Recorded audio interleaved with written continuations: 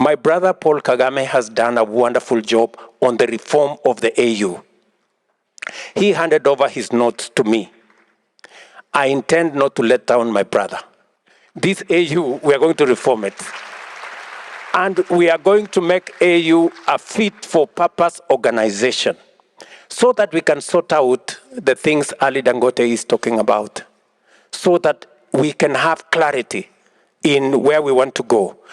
We can get the Africa Continental Free Trade Area moving and being a reality so that our business people can trade across this continent, so that we can move across this continent.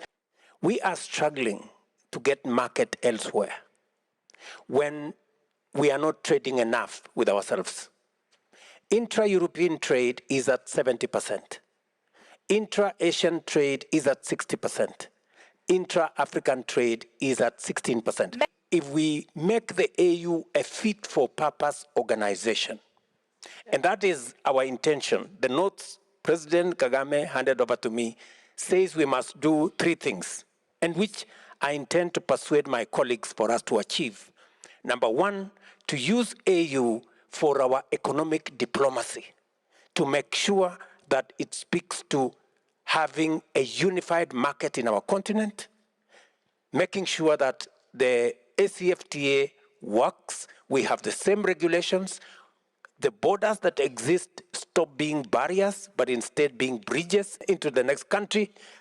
And I say this because in EAC, intra-trade between Rwanda, Kenya, Uganda, Tanzania, the EAC countries, is at 28%. It is the highest in the continent. It is the single highest regional economic bloc that has trade at that level. We intend to pull the rest of the continent in that direction, and it tells you that the 16% can actually get to 50% if we do things right. So this is the trajectory we are looking at. We are also looking at making sure that the AU deals with the challenges of infrastructure. You heard the president here talk about infrastructure. We must make the AU fit for purpose to focus on a few things, not too many things. Security and stability, economic diplomacy, infrastructure, period. And then we make sure that it serves the continent well.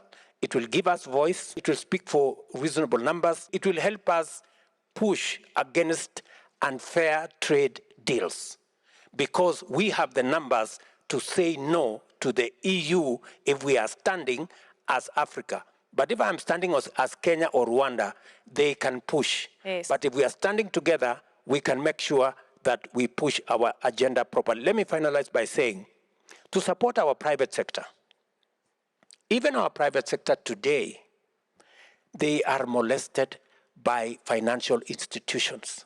They are told you are investing in the wrong place. You cannot put a factory in Africa, it is risky. They are charged high interest rates. That is our responsibility. The AU must be able to fight for a fairer international financial architecture that de-risks investments in Africa and allows investors like Aliko and others who have the courage to invest in our continent to get resources at rates that make business sense for them to invest.